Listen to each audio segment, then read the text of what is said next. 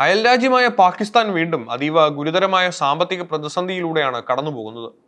ഇതിന്റെ ഞെട്ടിക്കുന്ന റിപ്പോർട്ടുകളാണ് ഇപ്പോൾ പുറത്തുവരുന്നത്. പശ്ചിമേഷ്യയിലെ സംഘർഷങ്ങൾക്ക് അറുതി വരുത്തുക എന്ന വലിയ ലക്ഷ്യത്തോടെ ഇക്കഴിഞ്ഞ ദിവസങ്ങളിൽ ഇറാനും അമേരിക്കയും തമ്മിൽ നടന്ന നിർണായകമായ സമാധാന ചർച്ചകൾക്ക് ആതിഥേയത്വം വഹിച്ച പാകിസ്ഥാൻ ഇപ്പോൾ വലിയൊരു നയതന്ത്ര നാണക്കേടിൽ അകപ്പെട്ടിരിക്കുകയാണ്. സമാധാന ചർച്ചകൾ നടന്ന ഇസ്ലാമാബാദിലെ പഞ്ചനക്ഷത്ര ഹോട്ടലിലെ ബില്ല് പോലും അടയ്ക്കാൻ പാകിസ്ഥാൻ സർക്കാരിന് സാധിച്ചില്ലെന്നാണ് ഏറ്റവും പുതിയ റിപ്പോർട്ടുകൾ വ്യക്തമാക്കുന്നത്. അന്താരാഷ്ട്ര തലത്തിൽ വലിയ സ്വാധീനമുള്ള രണ്ട് ശക്തികൾ തമ്മിലുള്ള ചർച്ചയ്ക്ക് മധ്യസ്ഥത വഹിച്ചതിലൂടെ ആഗോള നയതന്ത്ര രംഗത്ത് വലിയ പ്രതിച്ഛായ നിർമ്മിക്കാൻ പാകിസ്ഥാൻ ശ്രമിച്ചെങ്കിലും അടിസ്ഥാന സൗകര്യങ്ങളുടെ ചിലവ് പോലും വഹിക്കാൻ കഴിയാത്ത അവസ്ഥ രാജ്യത്തെ ലോകത്തിനു മുന്നിൽ അപഹാസ്യനാക്കിയിരിക്കുകയാണ്. ഇസ്ലാമാബാദിലെ അതീവ സുരക്ഷാ മേഖലയിലുള്ള വിഖ്യാതമായ സെറീന ഹോട്ടലിൽ വെച്ചായിരുന്നു ഈ ചർച്ചകൾ നടന്നത്. ലോകരാജ്യങ്ങൾ ഒന്നടങ്കം ഉറ്റുനോക്കി ഈ കൂടിക്കാഴ്ചയ്ക്ക് ശേഷം ഹോട്ടൽ ഉടമയ്ക്ക് നൽകേണ്ട ഭീമമായ തുക നൽകാൻ സർക്കാർ ഒളിച്ചുകളി നടത്തുന്നത് പാകിസ്ഥാന്റെ തകർന്നടിഞ്ഞ സമ്പദ് വ്യവസ്ഥയുടെ യഥാർത്ഥ ചിത്രം വിളിച്ചോതുന്നതാണ്. ഏപ്രിൽ 10 മുതൽ 12 വരെയുള്ള തീയതികളിലായിരുന്നു ഇറാനിലെ ഉന്നത ഉദ്യോഗസ്ഥരും അമേരിക്കൻ പ്രതിനിധികളും തമ്മിലുള്ള അതീവ രഹസ്യവും നിർണായകരവുമായ കൂടിക്കാഴ്ച ഇസ്ലാമാബാദിലെ പ്രശസ്തമായ സെറീന ഹോട്ടലിൽ വെച്ച് നടന്നത്. എന്നാൽ ചർച്ചകൾ പൂർത്തിയാക്കി പ്രതിനിധികൾ മടങ്ങി ദിവസങ്ങൾ പിന്നിട്ടിട്ടും ഈ പഞ്ചനക്ഷത്ര ഹോട്ടലിലുണ്ടായ ഭീമമായ ചിലവുകൾ വഹിക്കാൻ പാകിസ്ഥാൻ സർക്കാർ ഇതുവരെ തയ്യാറായിട്ടില്ല. സർക്കാരിൽ നിന്നും തുക ലഭിക്കാത്തതിനെ തുടർന്ന് ഹോട്ടൽ ഉടമകൾക്ക് നേരിട്ട് ഇടപെടേണ്ടി വന്നതായും ബില്ലടയ്ക്കാൻ ഭരണകൂടത്തിന്റെ മേൽ കടുത്ത സമ്മർദ്ദം ചെലുത്തേണ്ടി വരുന്ന അവസ്ഥയിലേക്കാണ് കാര്യങ്ങൾ നീങ്ങിയതെന്നും ഇന്റലിജൻസ് വൃത്തങ്ങളെ ഉദ്ധരിച്ച് അന്താരാഷ്ട്ര മാധ്യമങ്ങൾ റിപ്പോർട്ട് ചെയ്യുന്നു. പാകിസ്ഥാൻ നിലവിൽ നേരിടുന്ന കടുത്ത സാമ്പത്തിക തകർച്ചയുടെ ആഴം വെളിപ്പെടുത്തുന്നതാണ് ഈ സംഭവമെന്ന് സാമ്പത്തിക വിദഗ്ധർ ചൂണ്ടിക്കാണിക്കുന്നു.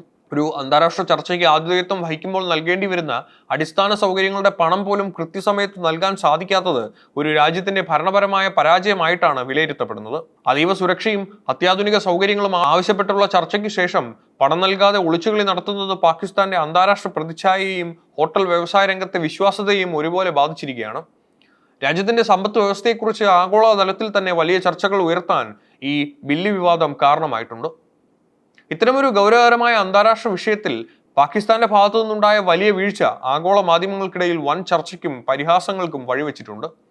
പശ്ചിമേഷ്യയിലെ സംഘർഷാവസ്ഥ പരിഹരിക്കുക എന്ന അതീവ പ്രാധാന്യമുള്ള ലക്ഷ്യത്തോടെയാണ് ഇറാനും അമേരിക്കയും പാകിസ്ഥാൻ എന്ന മധ്യസ്ഥ രാജ്യത്തെ ചർച്ചയ്ക്കായി തിരഞ്ഞെടുത്തത്. ഏപ്രിൽ 10 മുതൽ 12 വരെയുള്ള ദിവസങ്ങളിൽ നടന്ന ഈ കൂടിക്കാഴ്ചയിൽ ഇരു രാജ്യങ്ങളിലെയും ഉന്നത നയതന്ത്ര പ്രതിനിധികളാണ് പങ്കെടുത്തത്. എന്നാൽ അതീവ സുരക്ഷാ ക്രമീകരണങ്ങൾക്കിടയിൽ നടന്ന ഈ കൂടിക്കാഴ്ചയിൽ കരാർ വ്യവസ്ഥയെ സംബന്ധിച്ച് ഇരുപക്ഷവും തമ്മിൽ കൃത്യമായൊരു സമവായത്തിലെത്താൻ സാധിച്ചില്ല. ഇതേ തുടർന്ന് ചർച്ചകളുടെ ആദ്യഘട്ടങ്ങൾ തീരുമാനമാകാതെ അവസാനിക്കുകയായിരുന്നു.